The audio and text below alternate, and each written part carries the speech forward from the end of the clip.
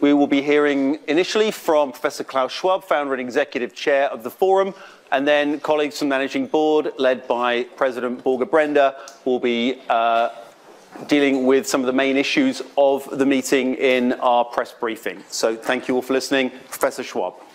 Thank you, Adrian. And a very cordial welcome to this traditional media conference. My role is to explain why the annual meeting of the World Economic Forum has become really an annual summit at the beginning of the year, in some way to analyze the state of the world, but also to shape an agenda for the future. Now, there are 5 specific characteristics for the annual meeting. It is multi-stakeholder, it is multidisciplinary, it is multinational global, it is forward-oriented, and it is purpose-oriented. Let me explain. Multi-stakeholder. It's the most comprehensive multi-stakeholder summit in the world. You know, we will welcome 3,200 participants. Half of those participants will come from business leaders, but half are representing the other stakeholders of global society. And here, of course, very important, the representatives of 100 governments, the heads of practically all international organizations, all key NGOs in the world, but also trade unions, cultural leaders, social entrepreneurs, the people from science and experts, of course, the media. And what is particularly important for us is the participation of the young generation. Half of the global population is below 27 years old, so we have to give them a voice. And that's the reason that this year we have asked 6 young people below 30 years old to be together with the CEO of Microsoft, Satya Nadella, to be the co-chairs of the meeting and to put their stamp and particularly critical questions into the meeting. The second distinction of the annual meeting is that it is multidisciplinary. You have so many meetings in the world, but usually devoted to one specific topic. And we know there are no simple questions to very complex issues. And the global agenda has become very complex. And what we want to do in Davos is not so much to look at each individual topic, but to look at the connecting interdependencies. And for this reason, we have 600, just imagine, 600 working sessions reflecting all major issues and problems in the world. And out of those 600, 300 have been prepared by task forces in advance and will be followed up, which means they are part of an ongoing working process. Of course, the World Economic Forum is the international organization for public-private cooperation. For this reason, it's important for us that in all those working sessions, which to a certain extent really are the essence and the heart of the forum, not the plenary sessions, but those working sessions, it's very important that we engage into all those sessions public representatives. And we have the representation of 333 cabinet-level government members engaged in those working sessions. The third fact of Davos is its global nature. You know, we are moving from a unipolar to a multipolar world. We are moving also from a uniconceptual to a multiconceptual world.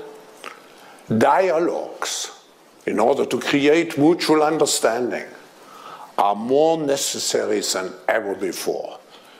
Because we have to look how in a world where we do not necessarily share values, we share at least common interests. And I'm very proud that the Forum has an unprecedented participation from the emerging powers, over 140 participants with 11 on ministerial level from China, far over 100 participants from India, and I could go on and on. The fourth differentiation of Davos is its forward-oriented nature. If you look around in the world at this moment, we see everybody absorbed by crisis management. Where do we look still at the future? Where do we construct the future? In Davos, we want to be more opportunity-oriented and not necessarily talking about the present crisis by which the political and world is absorbed. We are living, as President Xi said 2 years ago when he quoted Charles Dickens, we are living in the best of all times and in the worst of all times. We will look very much at the worst of all times by publishing tomorrow our risk report. But in Davos, we will concentrate on the best of all times, at least to see how we could construct the best of all times. So there's a trust deficit in the world. Everybody complains about it. What is the reason? We don't have sufficient visions in the world. And elites are not considered trustworthy if the time horizon is the next election or the time horizon is the next quarterly report.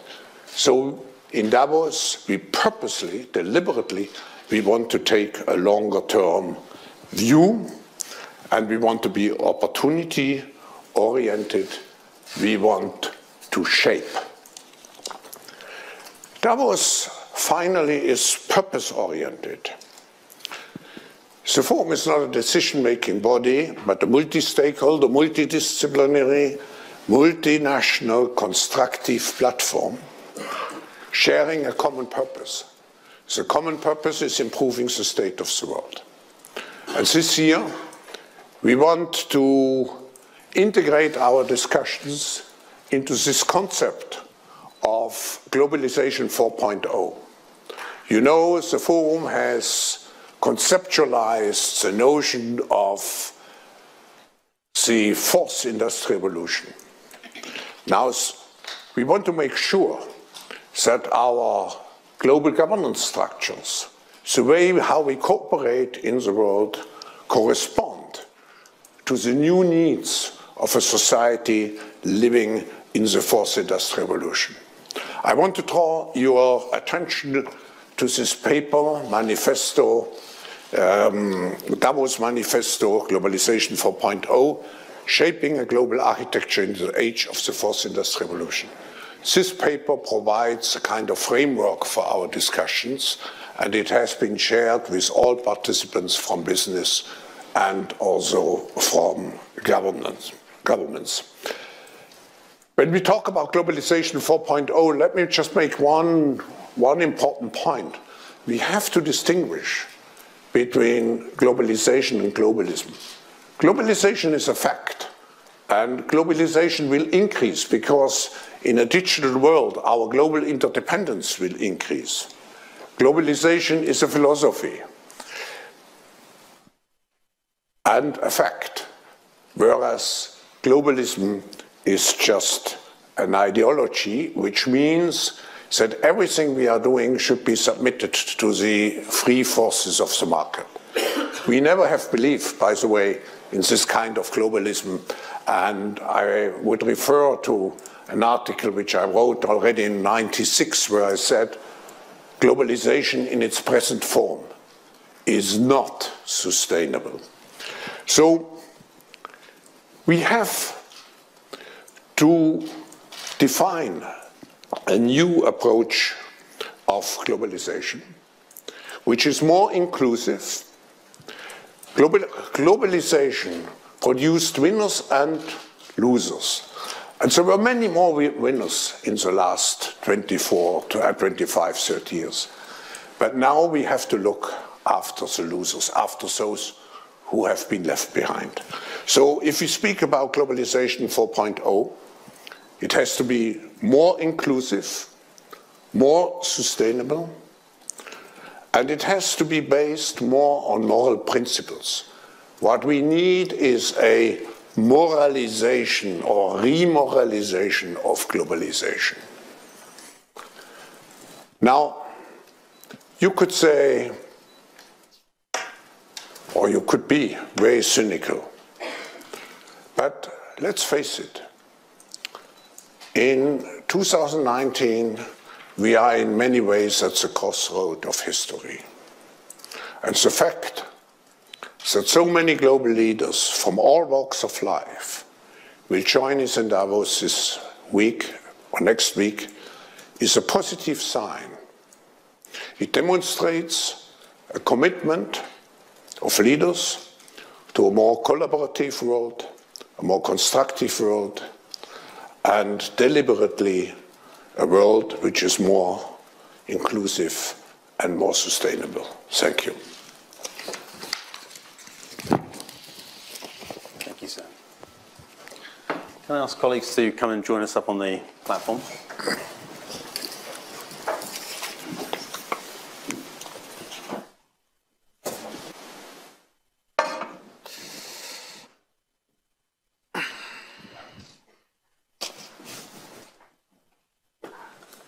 Thank you for that introduction, Professor Schwab, and thank you for joining us. I'm just here with my colleagues, Sarita Nair, Makiko Eder, Borge Brender, Sadia Zahidi, Sebastian Buckup, and Dominic Warre, who will each be talking about a different facet of an incredibly complicated annual meeting, which, as Professor Schwab announced, features some 3,200 participants organized across a multitude of different program sessions.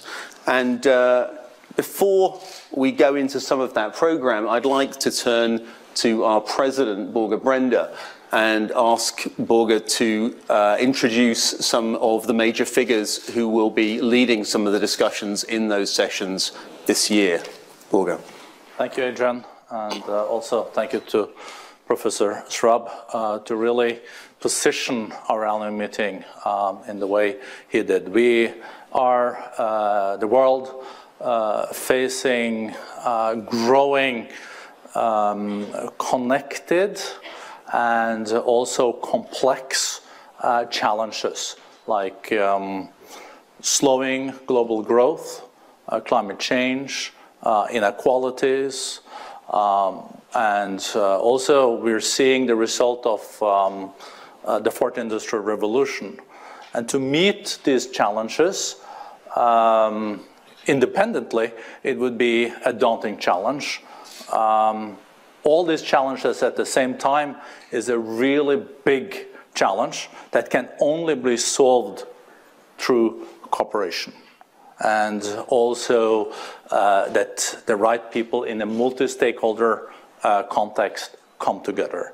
And I think our annual meeting this year is a big opportunity to look at these challenges that I mentioned with more than 300 cabinet ministers, almost 70 head of states and international organizations, with 1,000 CEOs, the leading civil society people in the world, but also academics and other people that together can have a positive impact on those pressing challenges.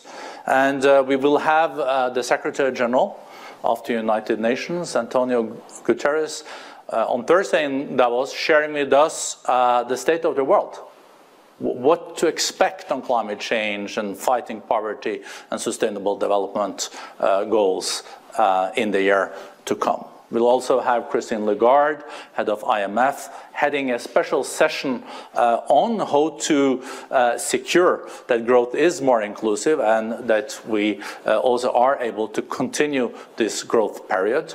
And we will have also Azevedo, head of WTO, participating in important meetings about trade and how to rethink trade also in the fourth industrial revolution.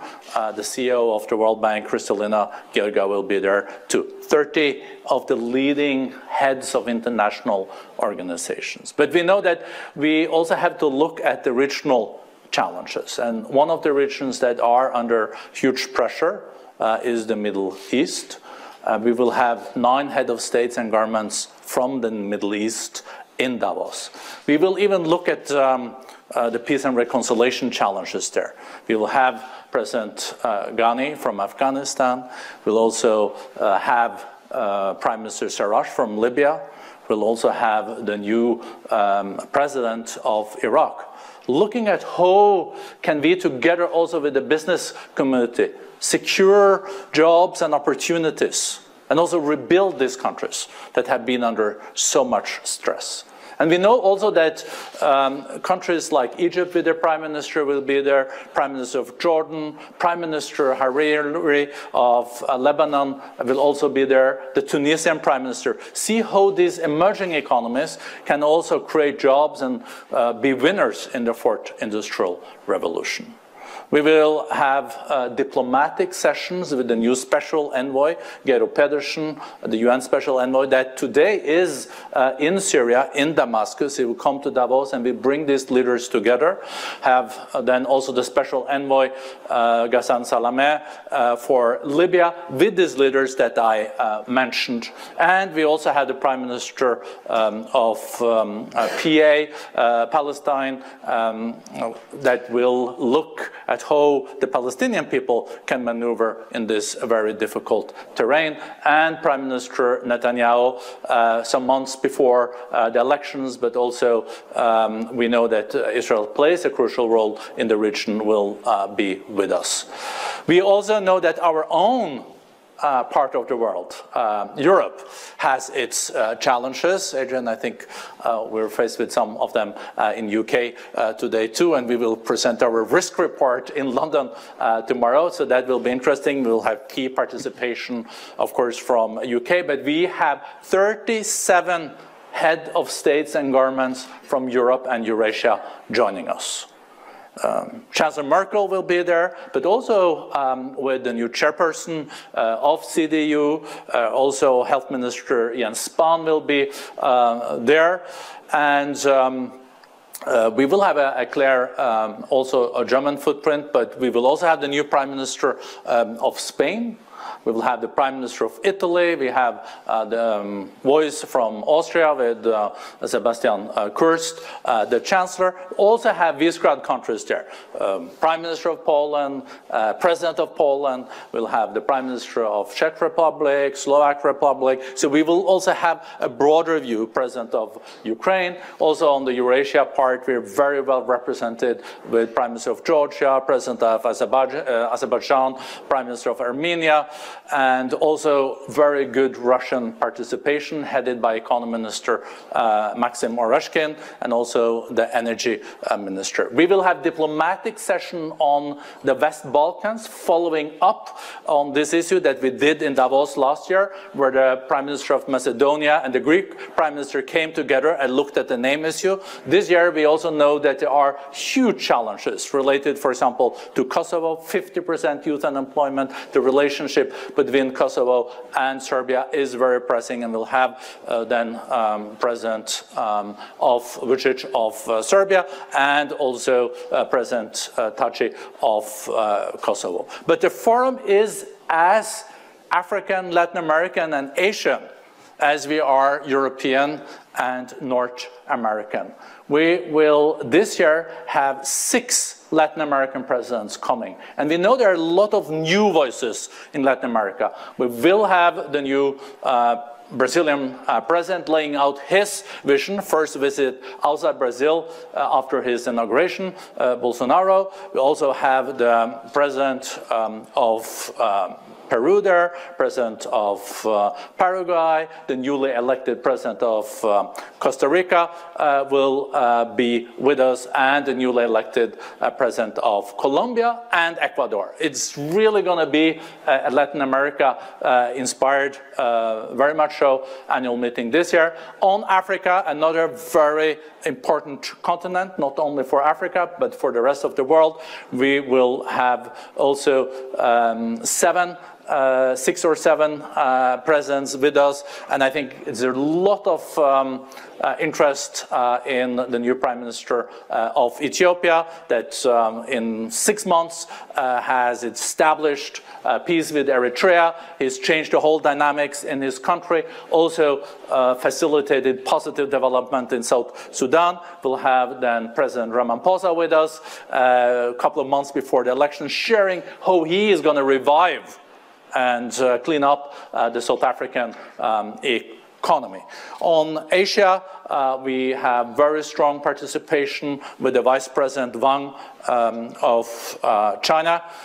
We will also, as my colleague Makiko will come back to, have Prime Minister Abe with us, Prime Minister of Vietnam, and also all the way from New Zealand, one of our young global leaders, the Prime Minister, she will be with us and share her agenda, not only on economic growth, on trade, but also on gender and how it is to be a young woman in such a position as Prime Minister there. We will also have diplomatic sessions related to Asia. We'll have one on the Korean Peninsula. Latin America, we will discuss Venezuela in a special session where the presidents will take part. Is it possible to break the impasse? And personally, I'm also glad and pleased that we will have Secretary from Mexico on economy, but this time we'll also have a Cuban minister joining us, showing the diversity in our work. We're expecting high-level participation from the US cabinet, and also from Canada we will have Chrystia Freeland, foreign minister, and also the finance minister with us. So we are in a pretty strong position. So our challenge now will to be make sure, use these governmental leaders together with the international organization leaders, the business community, civil society, to really push the envelope on those most pressing issues in the world. It's a big responsibility, but we're up to it. Thank you. Borge, thank you very much indeed. And now we're just going to have a whistle-stop tour with colleagues of some of the other facets of the meeting. Seb, you are in charge of directing the programme. Can you just talk us through some of the highlights of that programme and some of the complexities of putting together that in the context of this year's annual meeting? Yeah, thank you very much, Adrian. And indeed, we have 600 sessions in the program, so let me take you through them one by one. So 3,000 participants, 600 sessions, 4 days. So we're going to keep everyone really, really busy next week. But maybe the more interesting figure is actually that 1,500 participants, so more than, or roughly half of them, are actually taking an active role in the program. So we're not talking about a conference. This is a collective, it's a collaborative effort.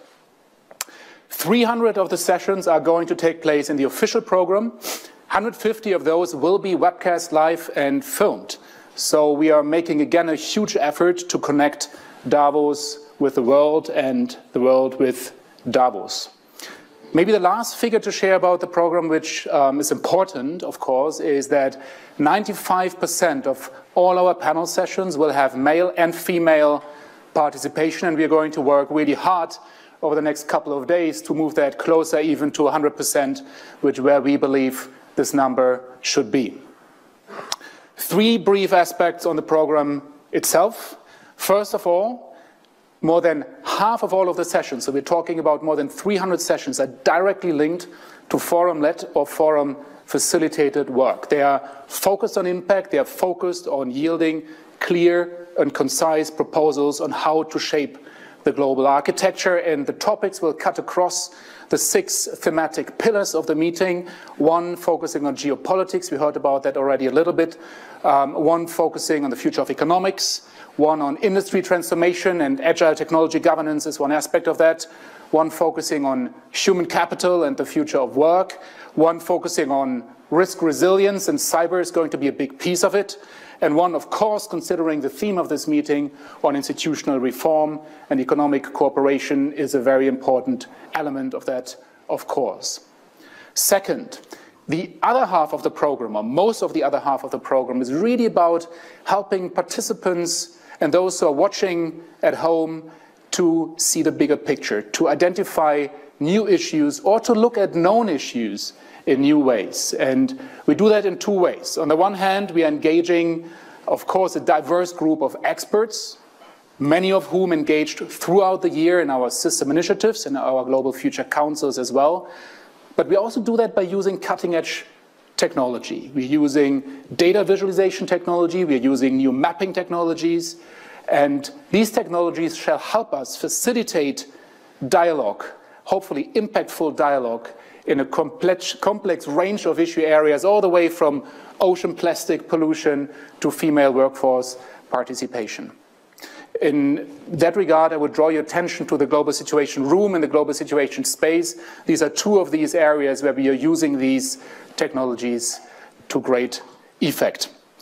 The last point, and Professor Schwab mentioned that briefly already, is of course that no effort at shaping a global architecture can leave the young generation outside of it. That's why we took this bold decision to actually invite 6 global shapers, so 6 people under the age of 30, all already incredibly accomplished, to co-chair this meeting together with Satya Nadella from Microsoft. They're coming from all over the world, from Colombia, the United States, Sweden, Japan, Kenya, and even from a refugee camp in Iraq.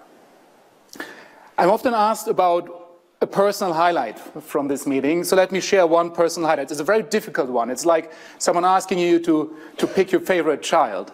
But I would say so much. No effort, no attempt at shaping a global architecture can be undertaken without looking at inclusiveness, human dignity, and sustainability and environmental stewardship. I'm really, really proud that we have been able to weave these threads into the entire program, and not just the sessions, but also what's actually happening in the hallways, what's happening outside of the session rooms. So just to give you one example, this year's main exhibition in the main corridor has been developed in partnership with the Smithsonian Copper-Hewitt Museum of Design. It showcases designs by and for people with disabilities. It's the world's largest minority, if you like, with 1 billion people. And I personally cannot think of a better way to showcase both the opportunity and the responsibility, in fact, of architecture, no matter physical or political or institutional, to create a more inclusive world. So much more to share, but this would be one highlight from this meeting, and hopefully many of you will have a chance to explore that. Thank you. Seb, thank you so much. It is the World Economic Forum, and our economic work is headed by Sadia Zahidi, who is charged not just with thinking about it, but with rethinking it. Sadia, can you tell us a little bit about some of the work that you and your team are doing to really rethink some of the conventional wisdom on economics in this meeting? Sure. Thank you, Adrian. Professor Schwab mentioned how the patterns of globalization and technological change have created a new set of winners and a new set of losers. These patterns are likely to become entrenched unless we start trying to tackle some of those tough challenges, some of those new economy emerging questions that we don't yet have answers to. Let me give you a few examples. One, how should we even think about economic value in a world in which we don't yet know how to measure intangibles like data, intangibles like algorithms, intangibles like unpaid care work? Second, how should we begin to think about the growing market concentration of platforms when we know that at the same time the platform economy is delivering so many benefits to society? A third question is, we've been focusing a lot on job displacement and how to manage those that are losing their jobs. So we're beginning to work on that. But how do we at the same time make sure that we're building an investment strategy that creates new jobs? And then finally, fourth, how do we think about social safety nets and begin to finance them and plan for them when we don't actually know what future labor markets would look like? So those are the kinds of difficult challenges, difficult questions, difficult trade-offs that need to be dealt with. Now, what are we going to try to do with these next week? One, there will be over 50 new economy-related sessions, which are going to tackle the answers to some of these questions. And there is no one simple answer. There's no silver bullet. We're going to try to work with an interdisciplinary group of economists, sociologists, anthropologists, business leaders, political leaders, to try to identify the range of responses so that we can then take objective decisions moving forward. The second thing we're going to try to do is run experiments. Because none of these questions have simple answers, we need to try to pilot, we need to try to experiment, and then try to scale up. Last year in this press conference, I mentioned a new experiment, which was to try to get business leaders to commit to reskilling 10 million people by 2020. This year, I'm very happy to report that 1 year ahead of schedule, we've not only met that challenge, but we've actually surpassed it, reaching 17 million people. And so we're now going to redirect efforts towards more experiments. One of those is getting 5 industries to collaborate together on reskilling and upskilling their workforces. And we hope that we can roll this out to all 20 industries at the forum by 2020. Second, we will create national public-private collaborations on skilling and preparing for the future of work, and we expect the announcement from a 5th country that will be joining this effort next week. And then finally, when it comes to integrating more women into the labor force, we expect an 8th country to be joining this effort by next week. So a number of different experiments underway, and I hope that gives you a flavor. Thank you very much indeed. Aside from thinking about economics, one of the other key points of the forum is its commitment to improve the state of the world. And one of the ways it does that is through global public goods. Dominic, you lead our work in that respect, particularly focusing on climate and the environment. Can you tell us what you'll be doing in the annual meeting to kind of further that agenda? Yeah, thank you very much, Adrian, and good afternoon, everyone. 2018, in the lead up to this annual meeting, has probably been one of the most worrisome years in terms of the science that is coming in. The intergovernmental science community identified that we have just 12 years to keep our planet within 1.5 degrees of warming, or else we'll face catastrophic climate change. That is a fairly sombering assessment when one looks at the various challenges that Professor Schwab set out earlier in terms of all of the short-run pressures on leaders at the moment because of the 4th Industrial Revolution. WWF, the World Wildlife Fund, came out with an equally sobering report late in 2018. Between the years 1970 and 2014, humanity, our generation, has managed to wipe out on average 60% of every animal, bird, or fish that has a backbone, a vertebrae. 60% decrease in average. These are untenable trends. And yet, the complexity of the world that we live in requires that this is going to take more than a government to fix this alone.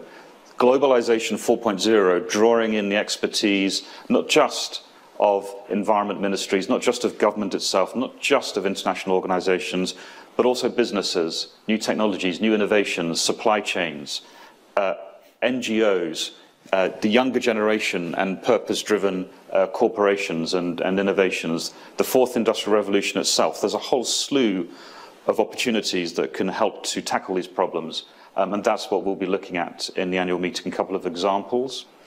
I'm delighted to report that just a few weeks ago, a CEO alliance on climate change, about 50 or so CEOs represent $1.2 trillion in revenue.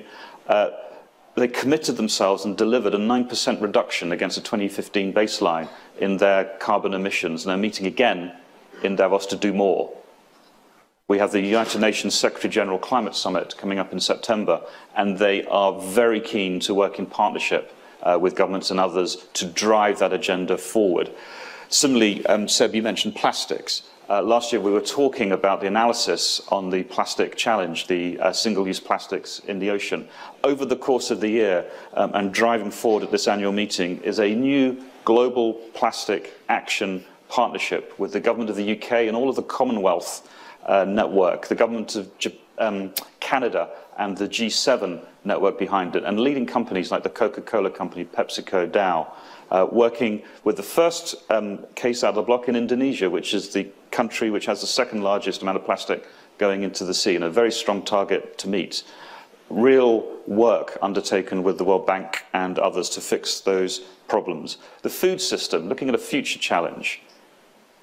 Incredibly, whilst there are many projects and exciting things out there, there's no one scientific body to look at what is a future of a sustainable, healthy, nutritious, universal food system. There's no annual meeting to figure out food.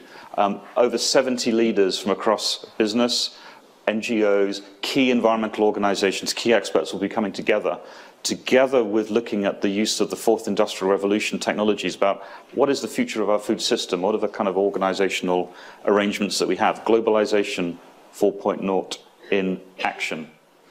Circular economy, stripping out waste from our supply chains, a big deal.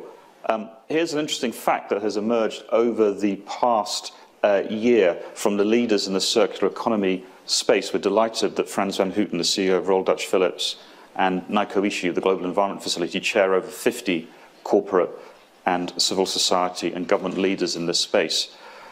The amount of electronic waste that we create each year, from throwing away smartphones, tablets and such, last year added up to more in weight than every intercontinental, large-scale jumbo jet, if you like, that's ever been built.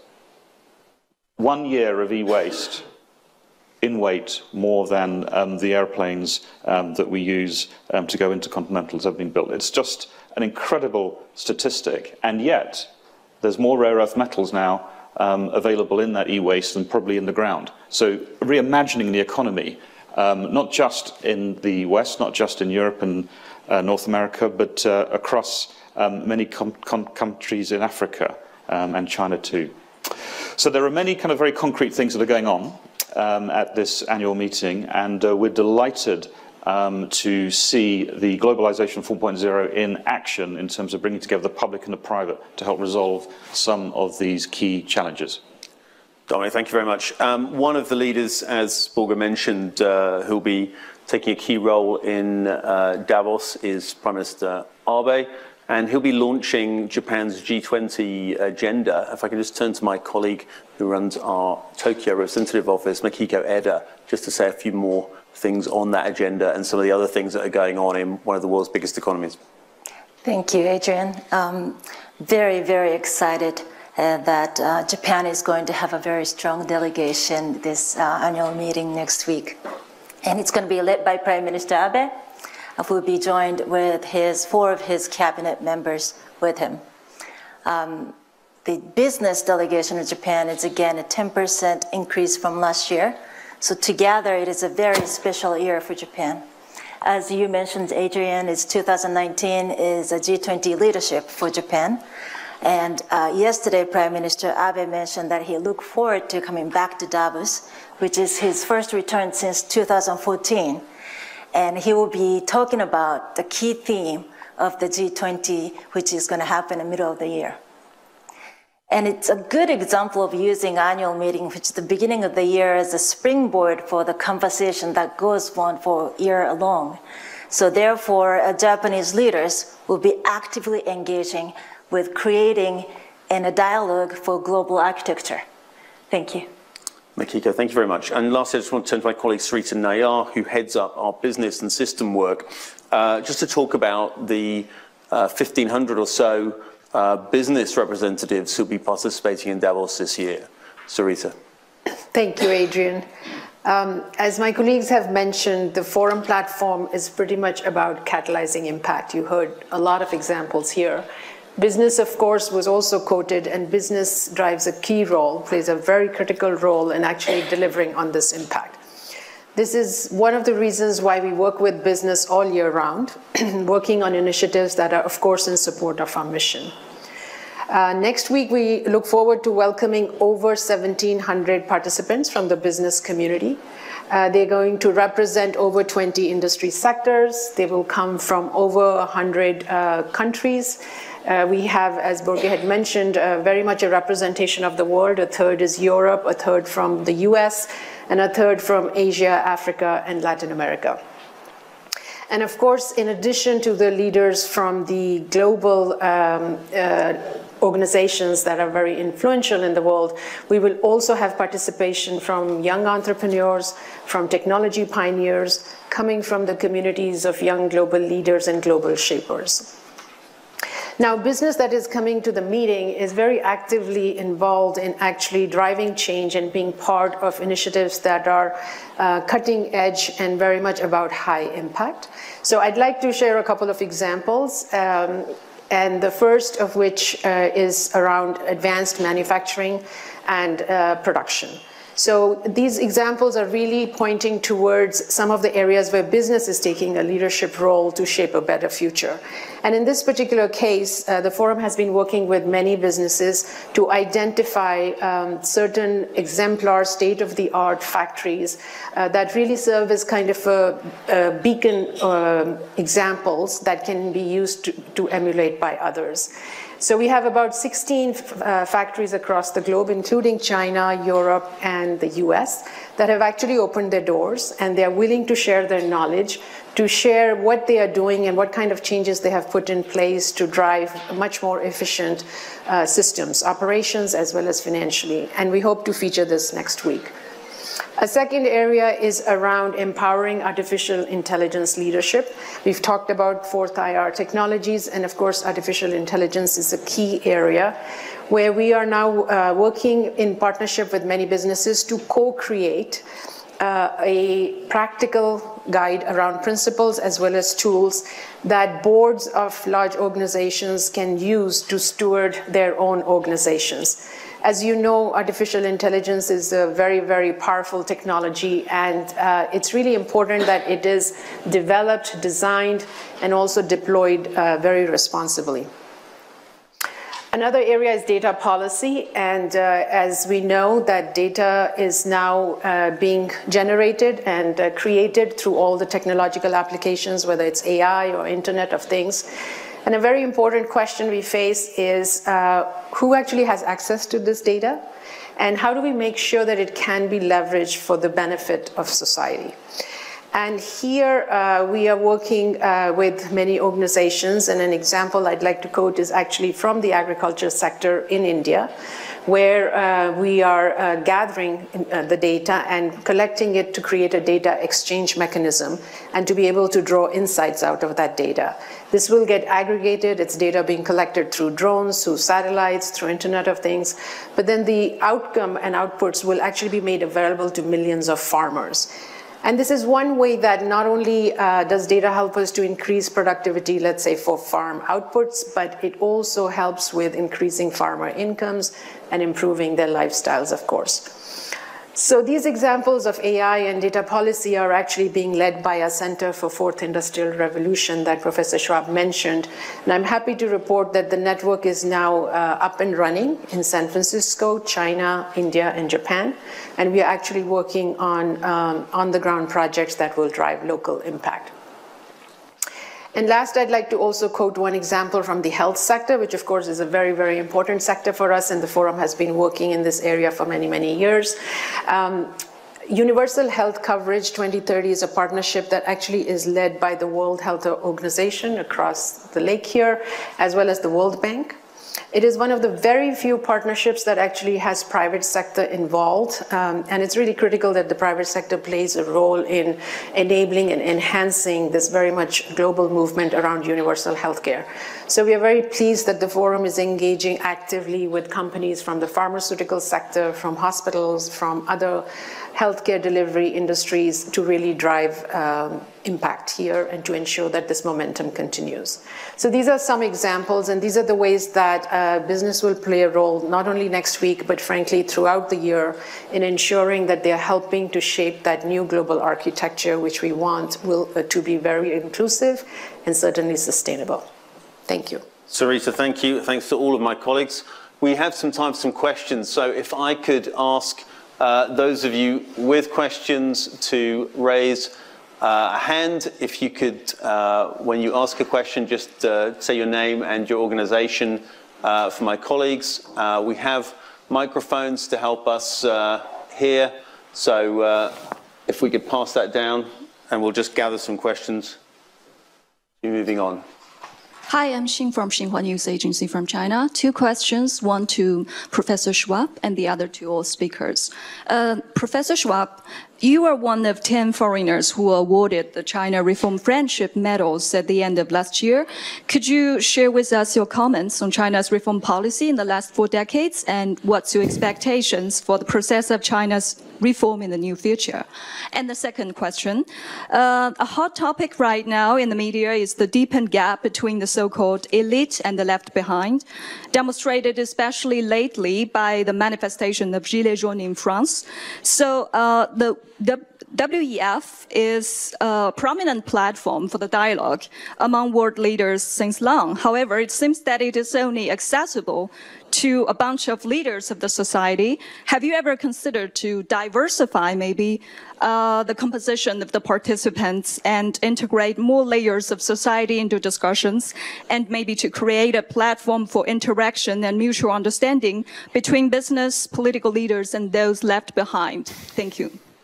Great questions. I should say, just for those who aren't aware, the Forum for many decades has organized something called the Open Forum in Davos, which is open to every single citizen, not just of Davos, but anyone who is in Davos itself. That features participants, so that's an absolutely wide open public forum. I know some members of the media have participated in it in previous years and very much enjoyed interactions there. So it's not perhaps something that's super well advertised, and we obviously haven't done a very good job in communicating it. That's probably my fault, but we run a parallel public program in which everyone can play a part and in which you can meet many of the people who are present in Davos. So that's a great opportunity for people to actually engage, as well as, I should say, through the social platforms that we run, which share information and dialogue across many people who are unable to join with us in Davos owing to the restrictions that organizing the summit imposes. Can I get questions from within and without? I'm sure you'll have a chance to take up with Professor Schwab later on that question. Yeah, lady at the back and gentleman just in the front. Thank you. Yes, hello, this is Isabel Strassheim, working with 20 Minutes in Zurich. I'm wondering about the US delegation. Do they come, or do they have completely cancelled? Could you please tell me? Sure, and the gentleman in the middle.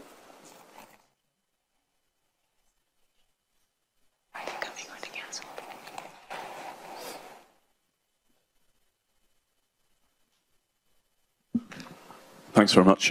Tom Miles from Reuters. I had a similar question. President Trump, we know, is not coming, and I just wondered if you could say how much of a disappointment, how much of a loss is that to you? And specifically, the theme is making globalization work. If that goes ahead without President Trump, should we draw the conclusion that he is, no longer vital in the question of whether or not globalization goes ahead?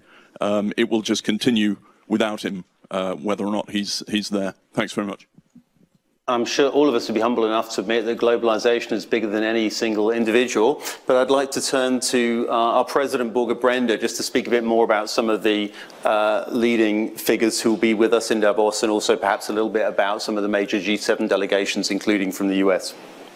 Thank you, Adrian. And I think also in your answer to the Chinese journalist here, you didn't mention all the great work that you and your teams do through the social entrepreneurs that we have in Davos. This has been under the leadership of the chairperson, Hilde Schwab, for many years. We have the most impactful social entrepreneurs that we pick every year. We also have the global shapers that I was part of when we founded them with Professor Schwab. These are very impactful young people from all over the world. I think we now have 400 hubs. We have thousands of shapers that are contributing in their local communities in different ways.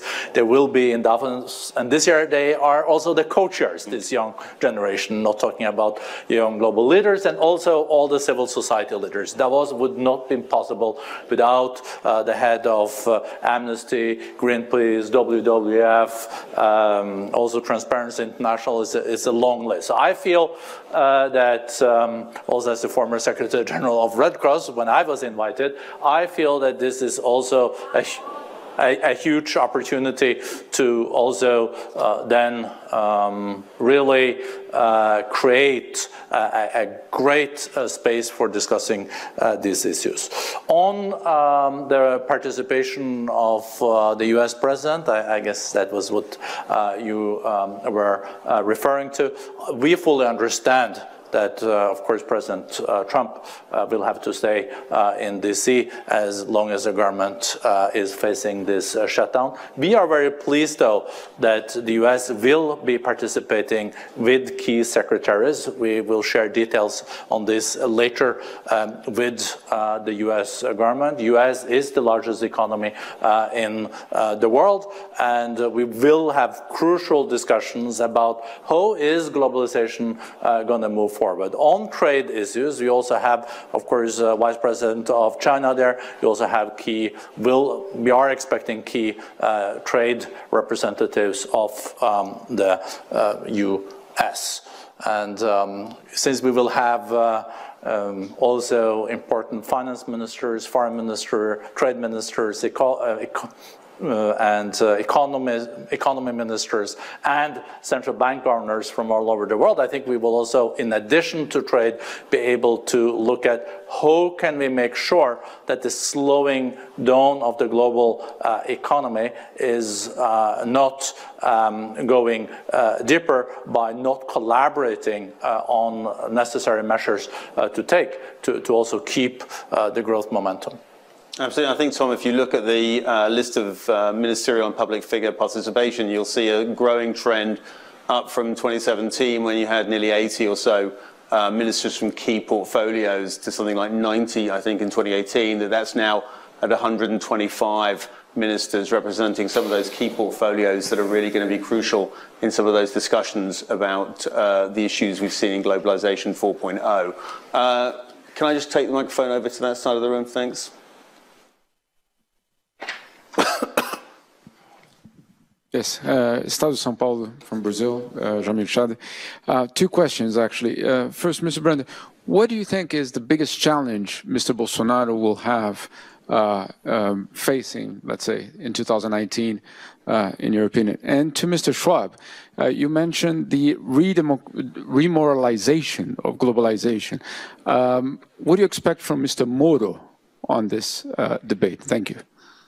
Thanks very much. If I can turn to our president, just on Mr. Bolsonaro, he'll be appearing on Tuesday at the annual meeting. And just what we're expecting really from his first appearance on a global stage as president of Brazil.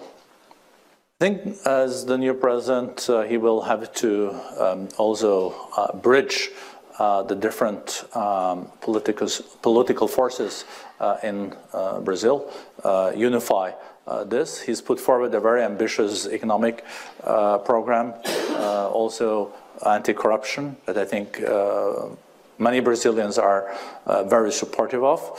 And he's bringing also his key ministers on economy and foreign affairs to Davos. So we will hear the voice of the president, but also the business participants will have a chance to also have more details from his ministers. But also his vision for Latin America and the world, I think, will be of great interest. And perhaps also we could address that issue around remoralization of globalization, because that's something that was that Klaus mentioned in his opening remarks. Is that a theme that we expect to see picked up across some of the public figures who will be joining us in Davos? That idea that there needs to be a new moral core at the heart of the next wave of globalization. And it also has to do with the legitimacy of the globalization. It cannot be that the winner takes it all. We need to also, as Professor Schwab mentioned, the globalization has to be more inclusive. It has to create more jobs. It has to be more sustainable. We only have one planet, and currently we are acting like we have one in reserve. This is not sustainable, and that was also to Dominic's point. We will have to have a much more responsible and equitable globalization moving forward, where nature also has to be an important part of this, the boundaries that are there. Thank you. Just checking at the back for a couple more questions before we move on. I know there's some people with bilateral requests. Lady at the end there, lady at the end there. If we can just, and there's a question just at the back. So can we take you first? You have a microphone? Yeah. Thanks. If we can just get one to you. Thank you. I just wanted... Does this work? Yeah. I just wanted to ask, Davos is... Sorry, can you just tell us where you're from? Catherine Bosley from Bloomberg. And I just wanted to ask, Davos is obviously in eastern Switzerland, in an area where there's really a lot of snow at the moment. How do you see those factors shaping the snow, shaping your annual meeting this year? Do you see any logistical problems? That's a great point. If I can just send the thing down, I can just answer it probably almost immediately and tell you that Davos is in fact the world leading center for avalanche research. So we're extremely well informed about the risks, dangers, and all of the related issues with snow. And I'm pleased to say that all of that is taken into account in the planning of the annual meeting. And so with the help of the good people of Davos, we feel that we have got that situation as under control as anyone can ever say in respect of snow. But yeah, we're certainly in the best place to prepare for snow and in the best place to be informed about it. So all roads are open. Guys, get the, Eleni, can we get the, down to there? Thank you very much, Gabriela Sotomayor, Mexico Proceso magazine. You mentioned that there's going to be a lot of participation of Latin America, but Mexico, there's only one minister coming. That's a huge contrast, with the past. So if you have comments on that. And then a question for Mr. Schwab, if possible. Well, Brexit is key in the future of economy of Europe. So will he vote for Brexit or against it? Thank you. That's a great question to ask a non-Brit. Two good points. Can we just get the... did the gentleman there have a question with his hand in the air? Hi, Jamie, Associated Press. Wanted to talk sort of about a broader theme about globalization at a time when countries like the United States, France, others are facing crises at home. How much are you concerned that domestic problems may actually dampen the ability to move forward with globalization in a positive way? Okay, that's a good group of questions. You mentioned, Borge, the participation from across Latin America, but we had a question there specifically around the participation from Mexico. I should say on Brexit, I can speak with some limited authority as a UK citizen. The only people that I'm aware of who have a vote on Brexit is the members of British Parliament. That's this evening, and I'm sure everyone in the room who is not equally interested in the preparations of the annual meeting will be keeping an eye out on that this evening at 7:30 UK time to see how that vote goes. It's something I'm sure we'll all be watching with interest. And that point about the crises that are engulfing some governments around the world, and if that will impact on people's ability to focus on the pressing issues around the next wave of globalization. Borge. Thank you, Adrian. Usually, as a Norwegian, I get this Brexit question, but I think you answered it really well. We have, since the presidential election in Mexico, had close contact with the administration of López Obrador. I have spoken several times also with his chief of staff. We're happy that the economy minister is coming, but we are also looking at how we can also work closer with the Mexican government moving forward.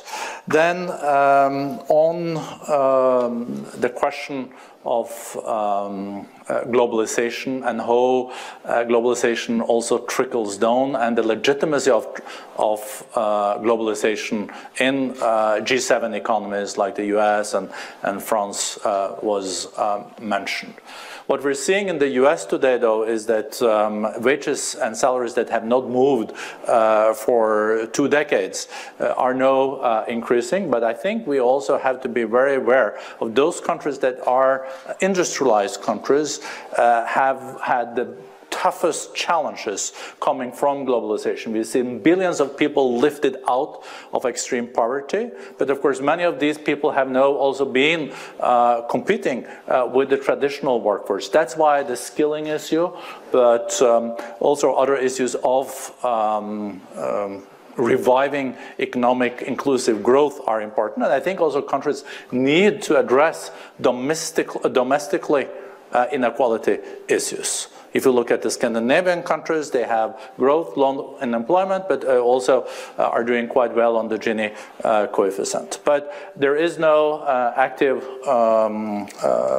policies in many countries now to also address the more challenging sides of globalization. And this is what we put on the agenda now with Globalization 4.0 in Davos. How can we secure that globalization is more inclusive? On the US, we, in this moment, has got the confirmation on the US delegation. I think these will be the right people to also discuss this in Davos. We will have Secretary of Treasury Mnuchin there. We will have Secretary of State Mr. Pompeo coming almost directly from the Middle East. We will have Secretary of Commerce Wilbur Ross dealing with a lot of the trade issues, together with the USTR, Bob Lighthizer, that has also had many conversations with Liu He, Vice Premier of China, and is going to also host him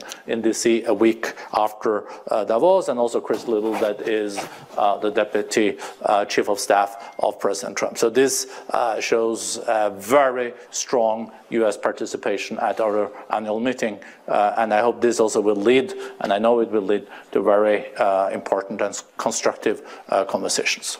Okay, I think we are probably going to have to draw things to an end very quickly, so I've got time for 2 last very quick questions. Lady at the back, lady there, and then we'll, I'm afraid, have to move on to Thank you very much. bilaterals.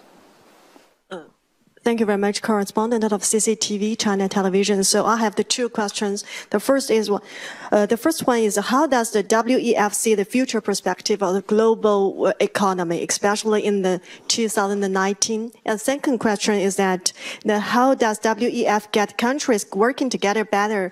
The globalization, the 4 is relevant. So these are my 2 questions. Thank you. Great, and just a question there, please. Hi, Nina Larson, AFP. I had 2 questions. One is on the discussion of climate change and the environment. Could you say something about the climate impact that the WEF Forum has on Davos and that environment? And also, last year, I was, I guess, termed the Year of the Woman at Davos. You had all the co-chairs were women. you still only had 23%, I think, participation of women speakers. What is the percentage this year, and how do you see this moving forward? Thanks for that. I believe it was 21%, and this year it is up on that. You'll be able to see in the interactive graphic, I think it stands at near 23%.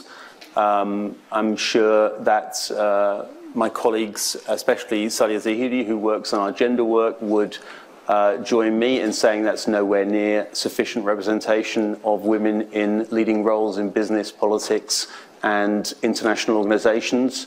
And I'm pleased to say the forum's work on gender, which consists of an active gender gap report, which highlights the gaps in women's pay and attainment across different geographies, is something that Sadia leads. Maybe I can ask her to say a word on that.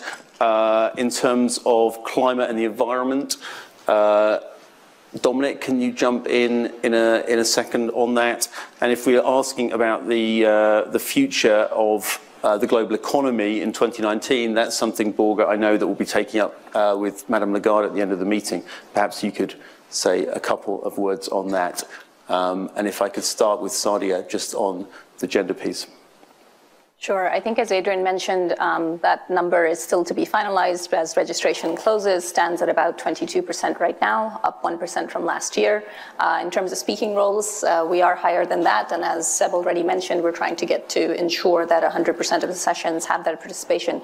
But I think the fundamental issue is that pipeline to leadership that is currently broken. And that's the type of thing that we're trying to work on year round to try to change. One, create the right kinds of analytics, the right kind of data, provide every year through this report a measure that calls out where countries currently stand and how fast they're making progress.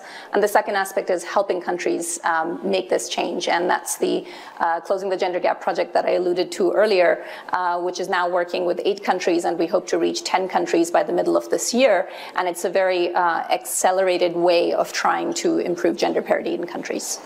Thank you, Dominic. Just on that point, I know we've carried out studies that demonstrate that actually during the annual meeting, due to the adoption of electric vehicles and other kind of methods, the emissions level in Davos actually goes down, which is a positive net effect of bringing the annual meeting there. But could you perhaps say a bit more about? Yeah, delighted to. Thank you for the question. In January of this year, I'm delighted to say that the Davos annual meeting was ISO 201-21 independently certified for sustainability management, which has a number of key criteria which are independently verified. So in terms of all flights, we're responsible for offsetting. In terms of food source, 70% locally sourced, 50% meals are vegetarian, recycling up 25% on the annual meeting in 2017, and so on and so on. People often ask about the private aircraft. Many of those are actually for heads of states and senior government officials, and under the Vienna Protocol, it's important that the security is maintained, so that's a part of that element. But delighted to provide more examples and details on the ISO certification of the annual meeting. And finally, just on that point of how we can expect what we can expect in the economic outlook for 2019, and lastly, that point about that you can perhaps speak to from both your experience as a minister as well as president here at the forum, on how the forum helps countries work together better. So we share the concerns that also the World Bank, OECD, and IMF has come out with at the beginning of this year, that we are faced with slowing global growth.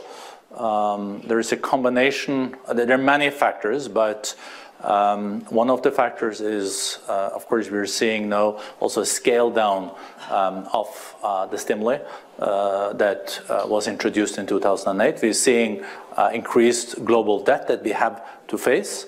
And we are also seeing that the new tariffs that have been introduced have had a negative effect on global growth. What we need to do now, and we will do in Davos, we will have the leading economists together with business people and their governments looking at how can we repair the roof still when the weather is okay. It's slowing global economic growth, but it is still expected between 3.6 to 3.8% this year. It's quite substantial, but this is the right time to also accumulate the necessary ammunition and gunpowder to, down the road, be able to fight a possible recession. And this was so unique in 2008 that the world leaders came together and agreed on a common policy. And maybe my biggest concern today is the following. If we were faced with a new recession, would we have that collaboration happening that would be necessary to also mitigate many of the risks related to this?